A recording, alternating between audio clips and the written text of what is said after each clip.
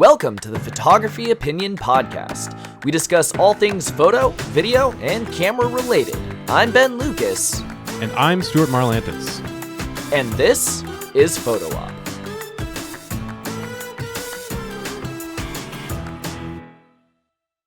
Hello! So today's question is a user-submitted one. Thank you so much for everyone who sent in your questions. Today's question comes from Brandon. So Brandon is a budding YouTuber looking to grow his channel.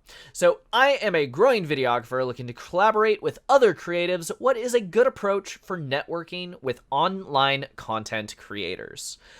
We have an interesting collaboration story right here too, but we have a lot of tips that we're going to go through today. So no matter what your field is, whether you are a podcaster or a YouTuber or just, an artist looking to get together with other creative, like-minded people, hopefully we have a bunch of tips in this episode that you'll find helpful. So yeah, Brandon, thank you so much for the question. Let's get started. Yeah, let's talk about how to collaborate. So I really think the first thing is, no matter what you're doing, open and honest communication from the get-go. Every time I have crashed and burned, either with a client or a creative project or something, it's because our expectations were not on the same level. I was expecting something different than either my client or my collaborator, and because things were assumed nothing. Because things were assumed, we both had different assumptions, and that difference in expectations is really what kind of crashed the project. So my number one tip for no matter what you're doing, open, honest communication. Over communicate if you have to. Just make sure everyone is truly on the same page. Yeah, that's what I was going to say is over communication might be a good way to err on the side of caution. Check in with the person you're collaborating with frequently. Get some idea of what they're thinking, what they're thinking about what's currently going on, what's next, what the expectations are from here going forward. And you'll probably get a feeling pretty quick for how much communication is the right amount for the particular person you're working with. But open communication frequently as needed, I would say.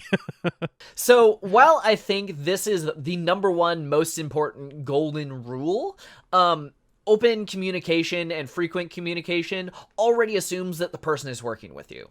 So how do you get that person to work with you? Start with, you need to be pretty honest with yourself. What are you looking to do with this collaborative effort? Is this truly something that you both are putting effort into and getting something out of, or are you basically just looking for free work from somebody other than yourself?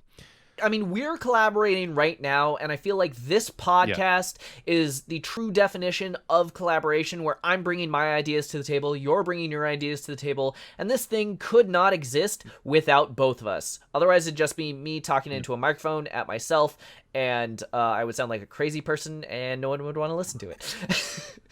Solo podcasts are hard. I mean, that's kind of what my YouTube channel is, but I mean, when you talk about a collaboration, like, it really needs to be a collaboration. Otherwise, the other party that you're approaching will very quickly figure out that it's not, and they will either never agree to anything in the first place, or partway through, they will bounce out, and then you won't have anything for all of your efforts. So really be honest. Is this truly something that both parties are equal partners in? Something else that I think about the collaboration front is there is a certain level, or I would say there's two different levels of collaboration. The first level is we are truly going into this 50-50, and whatever comes out of it is going to be an equal partnership of creativity and work. The other thing would be, I have this idea, it is my baby, I'm going to own this thing, I need help, and I would like your creative input with that help. So I think that is another form of collaboration. So the example that I have of this is I did a Star Wars themed pinup calendar. You can see it galacticpinups.com. I will be doing a new pinup calendar that this whole pandemic thing kind of slapped across the face and got delayed again. But I love doing this. So so this type of collaboration, it is my baby. It is my calendar. In the end, I am the one who is solely responsible for making sure that it actually happens on time, gets shipped out to everyone who orders one, and making sure that the end product, those photos in the calendar, are ones that I'm proud of and ones that I like. But it is truly a collaboration with all of my models, because while I kind of come up with the idea, so like one of the ideas from my last pinup calendar was a Stormtrooper pool party. Right? So I thought, like, hey, this would be fun to have this Stormtrooper pool party. I got a couple of models that were super excited to work on this with me. But then the idea of them hanging out in a hot tub and still wearing their helmets, and Vader flipping burgers on a grill, this was stuff that I didn't think of on my own. That together we collaborated and we came up with this just amazing photo. And it's like that for every single photo in the calendar, where it was truly a collaborative effort. So while I was the one in charge of owning this project and making sure that it comes to fruition, I genuinely needed the help of all of my models, not just to show up and model, but their creative input made a better photo than what I could have made if I just went with my gut instinct before the project. Like, if I had hired a model and said, this is what we're doing, that collaboration and their creativity just brought it up a notch. Definitely. Like, your idea is the spark or the foundation that is built off of going forward. And it makes it, I think sometimes coming up with an idea with, at least for some people, is a little bit difficult. It's hard to kind of get started. But if you're approached with something that's really interesting and cool and something that sparks ideas that you can add into it, I think that's a much easier sell for a collaborative effort. Yeah, for sure. So one of the things that I was kind of getting at, where you can collaborate in like that 50-50 split, or you can collaborate in that, hey, I have this idea, this is my idea, would you like to get in on this? One, making sure that you're truly not just asking people to work for free, that it will genuinely be a collaboration. But the other part of that is, if I came to you with a 50-50 idea and said, hey, let's collaborate on something, you're like, great, on what? I said, a podcast. You're like, okay, I'm interested. What's it about? I'm like, I don't know. What do you want a podcast about? That is a terrible pitch. Come to the table with an idea. It doesn't have to be a completely fully formed idea, but have enough details and enough information that you're telling the other person, this is my idea for your role. And make it really easy for the person that you are asking to say yes.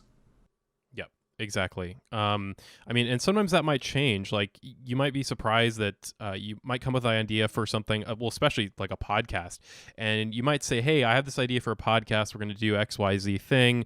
We're going to talk about this. And you'll probably discuss it. And if it's truly a 50-50 thing, maybe you come up with a different podcast idea, but you just need some starting point, some yes thing to grab onto to start that collaboration off. So you really need to approach with something that's fairly fully formed, even if that's not what you ultimately end up with, or be open to feedback. Yeah, be open to feedback, right? If this is a collaboration, then be open to the idea changing or adjusting or being built off a little bit. Otherwise, that's not really a collaboration. Then you're just dictating. That's true. So while you do have to go into it with this fully formed idea, it is truly being open to the possibilities and the idea and the feedback and the collaboration from the other person. So again, this is kind of like once they say yes or once they're on the hook. But these are still good tips for when you are trying to get that process up to collaborate with another creative. So what are some other things that they can do in, like, before they even pitch it? Because I know we talked a little bit about pre-show about how do you target these people, and then how do you genuinely know that this is a good person to collaborate with? Yeah, so I would say maybe look at this a little bit like relationships, right? Work on yourself before you're approaching other people. Indeed. So to start with, what are you doing? Like, what work are you doing, and are you putting that work out there? Because like maybe you're doing a lot of work, but you're not really publicizing it. I fall into this same pit, so I totally understand. Like, I'm doing a lot of stuff, but I don't actually put put any of it out there. So people are like, oh, cool, what are you doing? I never see you posting anything. Like, yeah, well, that's bad. I should probably do that more frequently. So to start with, what are you doing right now, and what are you putting out work-wise onto the internet or out there into your sphere? And is that work interesting? Is it something you're proud of? Is it think of yourself, the image that other people are seeing of you out there before this collaboration might take place? Because that's the first thing people are going to do, right? They're going, if you hit up somebody to do some sort of collaborative effort, they're probably going to Google you immediately or go on your website or whatever you've provided and look like, well, what does this person do? Is this somebody that I want to collaborate with? And make sure that what they find is something good, something that a person that they want to be aligned with and partnered with. For sure. No, you need to impress them out of the gate. So one thing that I would say is have a sample of whatever it is that you want to do. So this gets a little bit more difficult of, I am a professional photographer. I make gorgeous photos, right? And I said, hey, let's do a podcast, but I've never done a podcast before. So part of that is, well, do you have to have a podcast to ask people to do a podcast? Isn't that a catch-22? How do you start one if you don't already have one? Well, you know that I'm qualified from my portfolio. You know, you've seen the work. You know that I know what I'm doing and can talk about what I'm doing. I've done tutorials, so while they're not podcasts, they are me talking onto the camera. I have a camera presence. So whatever the thing is, it doesn't necessarily mean that if you say, hey, let's start this thing together, great, have you already done one with someone else before? But give them confidence that you can actually pull off this thing that you're asking of. I think this also falls into the like Kickstarter trap of people want to do a Kickstarter and have never done anything related. They're like, I want to write a novel. Cool, give me the first chapter. No, I haven't started it yet, but I'm gonna. Like, that doesn't work. And, well, especially right now with the coronavirus situation going on, this is a great time to be a little experimental, to play around, to put out some interesting experimental things that maybe you might want to collaborate with somebody later down the road once we're able to do so. So this is a great time for this kind of working on yourself and developing your own skills and putting some interesting things out there for people to grab onto and to be inspired by when you approach them for a collaboration. So how do you target the person that you want to collaborate with? We've talked about it's a relationship. Work on yourself first. Make sure that you have portfolio. Make sure that you inspire confidence that you can actually pull off the thing that you're talking about. But if I were to ask you, let's collaborate, it's a good match. Versus if I were to ask, my next door neighbor, let's collaborate, it is not a match. So how do you determine who good collaborators are?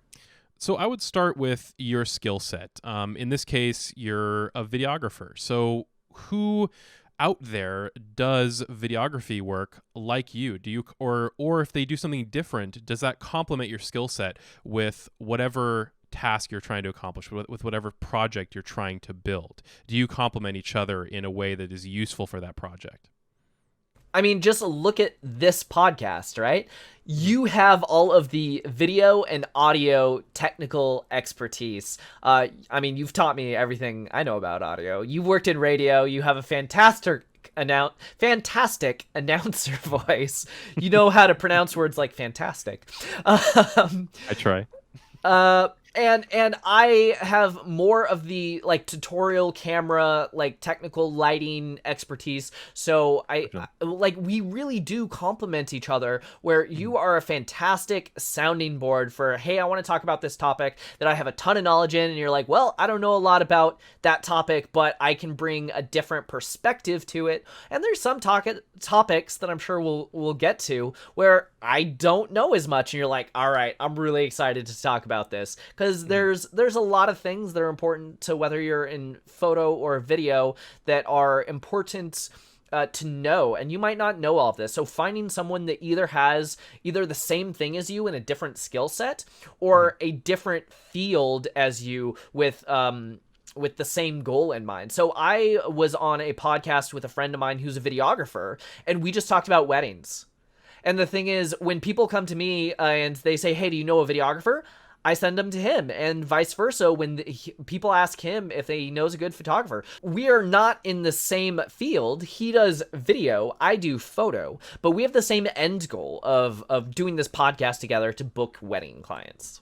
And speaking of that skill set, I would say a big thing is, are you excited and are you genuine when you talk to this person about their work? Like, I certainly want to work with people whose work I find really cool and really interesting and really inspiring. And that needs to be very genuine. When you approach somebody, you need to be excited about their work. It needs to be somebody that you're truly interested in working with. And are you showing that when you approach them? Are you a fan, so to speak? Yes, I could not agree more. So if who's ever done a job application, right?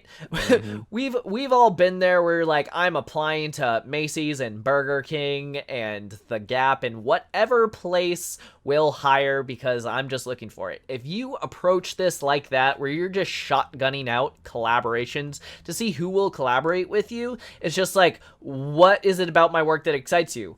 You had a website. Nope, that's not good enough. Not only will they not want to work with you, but as you grow and progress down the line, they will remember that you spammed them and that you were cutting off future bridges. So do it less about, I'm just throwing out resumes to see what sticks, and do your research to really get that one that you actually want. And to follow along with being genuine about somebody's work, you really do need to be genuine. Is this a sales pitch? Are you coming across as a salesman to get them to work for you or with you? Or is this really genuine excitement and interest in their work so that you can make something greater together? Oh, for sure. I had a friend in college who, a couple years after we graduated, he said, hey, I saw that you're doing all this really cool photo stuff. I'd love to catch up with you.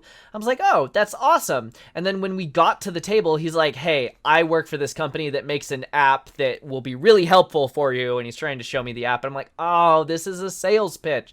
So not only do I not want your thing, I don't want to talk to you the next time you say, do you want to hang out?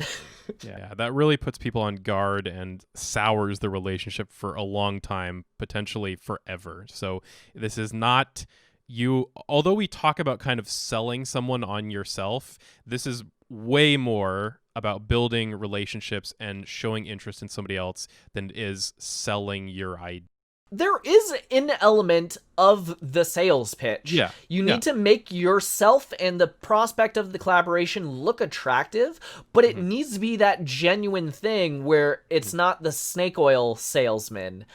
Don't make it, you're trying to like hard honest. sell me. Yeah. This needs to be an honest approach, not anything that feels weird or underhanded, because people will pick up on that for sure. I think the other thing kind of with the who you're targeting and your sales pitch is, we already talked about making it as easy as possible for them to say yes. But I think the other part of the sales pitch is something that I have definitely learned, like when doing sales pitches, is if you have to twist someone's arm for the close and get them to agree to the thing you want, it's not really going to work as well. My best clients are the ones who I say, this is this thing that I do. I am very excited about shooting your wedding. I am very excited about getting to know you. And this is the work that I'm going to do for you.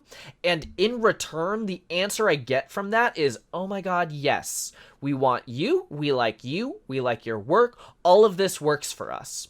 So when I say, great, would you like to do the sale? Would you like to pay me money and do the agreement?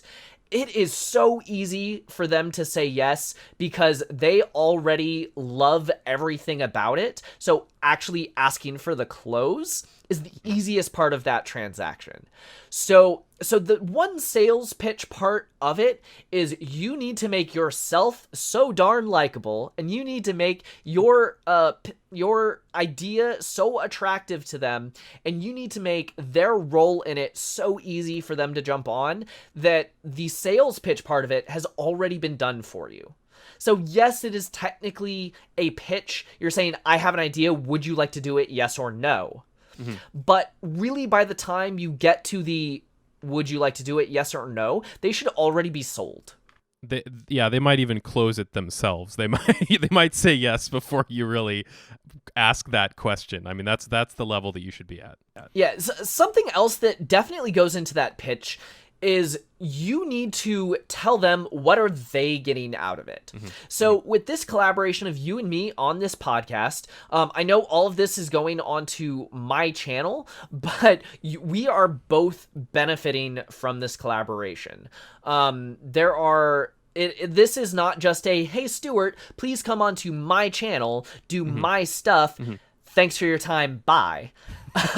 So this actually is something where it is, I have this and I would like to also give this to you. So if you think about your collaborator, what is it that you are giving to them? Mm-hmm, mm-hmm.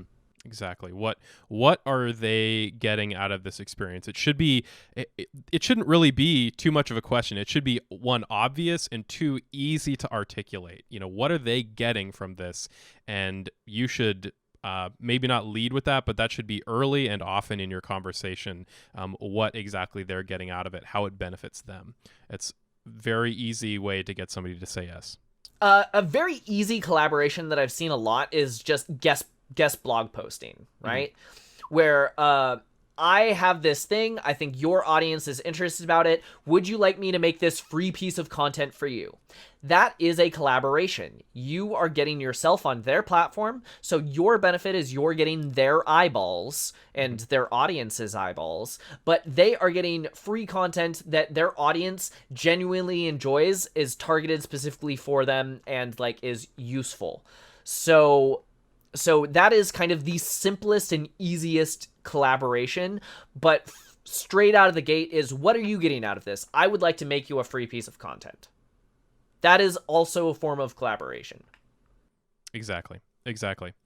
And I think keeping all these things in mind, maybe to step back just a little bit is, where are you going to find these people to collaborate with? Let's say you've got all this down. You've got your pitch, so to speak, again, except again, don't be a salesman. You've got your pitch. You've got what you're getting out of it, what they're getting out of it. You've got a skill set you're looking for.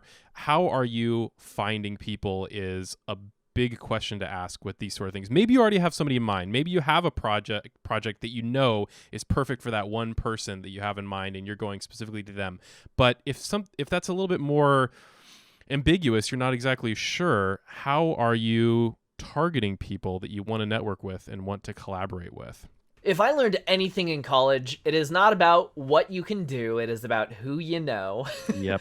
What you can do comes after that. You have to be able to get into the door before you can show them the portfolio, right? Before you can give them that skill set or that pitch. So if it is a friend of yours, like we are, that makes it real easy. If it is a friend of a friend, being able to name drop, hey, Stuart sent me your way. He thought that we should connect. Here's my idea. That person is so much more receptive than like, I am Miranda who found you online. Yeah, those direct endorsements are hugely powerful. If you're just cold calling people, I would prepare for not very much success. If you're cold calling people, prepare for a lot of rejection. It helps so much if you can start smaller. So if my goal were to get published on Petapixel, okay? Mm-hmm. If that were my goal, maybe I would start by getting published on abcphotographytutorials.com. I hope that's not a real site. I just made it up off the top of my head. But you start with your friend who owns that small website. get published, and then find those stepping stones, work your way up to the point where, hey, I've been published on these 5 or 6 smaller blogs, this is the type of stuff I do, I really think you'll do it. Until you are tall enough to ride, so to speak, until you're a big enough player that those either big celebrity people you want to collaborate with, or those big mega websites you want to collaborate with, whatever it is, until you are that tall to ride, I would say set your sights lower. That's not saying compromise or make inferior work, but that is saying like baby steps, stepping stones, work your way up to that. Maybe use the power of the internet to reach out in person in your local community. Obviously, not right now as we're talking. This is in the middle of coronavirus lockdown time, but not in this exact moment. See who you could have a virtual coffee with over Zoom. Zoom in this case, but try to target your local community of, well, in this case, videographers. Go local before you just start hitting up people randomly on the internet. Try to actually talk with people who are near you, who are more likely to collaborate with you, because there's a convenience of just being close and able to there's a convenience of being able to meet up and work easily together, whether that's over Zoom or physically someday. I think that's a good place to start. Like that's like the small blogs to get to the petapixel level of. There's something really powerful about proximity. So I did a video about Baselamp, which was a product review. You can go see it on my YouTube channel. But I thought they had a really cool product, so I signed up for their email list. And when they said, "Hey, we'd love to hear from you," I actually replied to them and I said, "I'm in Seattle." And they said, "Hey, that's funny. Our distributor who actually makes the product is in Seattle." And were I in San Francisco, I would never have been invited to go actually see the workshop, see the factory, see how they make that product, get that in-depth behind-the-scenes look. I just would have been another guy. So hitting up local, in that case, I didn't even know it was local. It just happened. But there is something really powerful to proximity. Hugely powerful. Go local before you start just, well, not shotgunning your ideas across the internet, because that won't work either. But definitely go local first and go local often. And even maybe when you've built up a lot of projects and you've got a lot of stuff going on and that you're putting out there, you would be surprised at what opportunities are available to you locally. Just because you see somebody big and successful and famous out there on the internet, you might be surprised at equivalent capabilities that you have just in your own city. I have one last tip, and you can chime in after this if you can think of anything. But the very last tip I would have is, do you and the person you're asking to collaborate with you have similar audiences or customers or clients, whatever it may be? Because if you are a photographer and you're asking to collaborate with a chef, unless you're trying to get into food photography and like network with more restaurants and stuff, that might be something that you want to do. But it would be a very hard sell if you're saying, "I'm doing YouTube tutorials for photographers. I would like you to make a bunch of free food for my stuff." What are they getting out of it? Their audience isn't getting anything. Your audience isn't getting anything. Or I've done this too. I've collaborated with a lot of the wrong people when I first started out, because if someone wanted to work with me, I just thought networks, connections, let's do this. But by not targeting that, I spent so much time and effort building all of these things for other people that were collaborations, but our audiences didn't overlap at all. So even though I was getting eyeballs on my work, those eyeballs were never belonged to people who would actually hire me. Yeah, your audience should certainly overlap, or it should have some attractive element to the other party, and to you to some degree. Like you said with the food thing, if you're trying to break into food, then maybe that's a great time to work with a chef. But if you're not, and they don't really need your services, then that's not going to be a good match. But if you're both targeting the same audience, then it's very easy, because you can say, "Hey, I'm going after these people, you're going after these people. Let's make something that targets both of them, that we can both build on." So for this specific example, if we were targeting that, maybe I don't go after the owner of a restaurant who wants to collaborate, but maybe I go after a commercial stylist, someone who they get to be on camera showing their expertise in styling food, and then I get to shoot that product. They're getting portfolio pieces, I'm getting portfolio pieces, and together you're collaborating because your end result is you want an art director to hire both of you to do that thing. So that is just one example of how, like, a chef and a stylist, yes, they both work with food, they both do food, but one might be a better fit for you. Exactly. Well, Brandon, thank you so much for sending in your questions. I do hope that you found this helpful.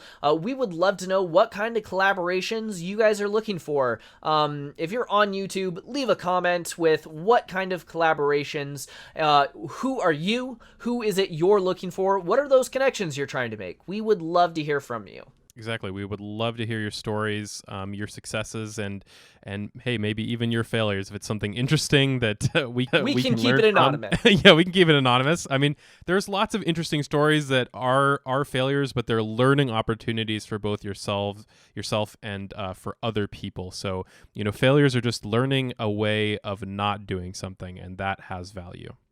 Next time, we are going to be talking about the best social media platform for photographers. Pros and cons. Where should you be targeting your efforts? Yep, it's a big topic, but hopefully we're going to make it a simple choice for you. If you have questions or ideas for future episodes, you can email us at hello@photo-op.show. Watch us on Ben's YouTube channel at NomCreative. As in Om Nom Nom. Share this with a friend, and you can listen to Photo Op anywhere podcasts are sold. Or download it. 'Cause it's free.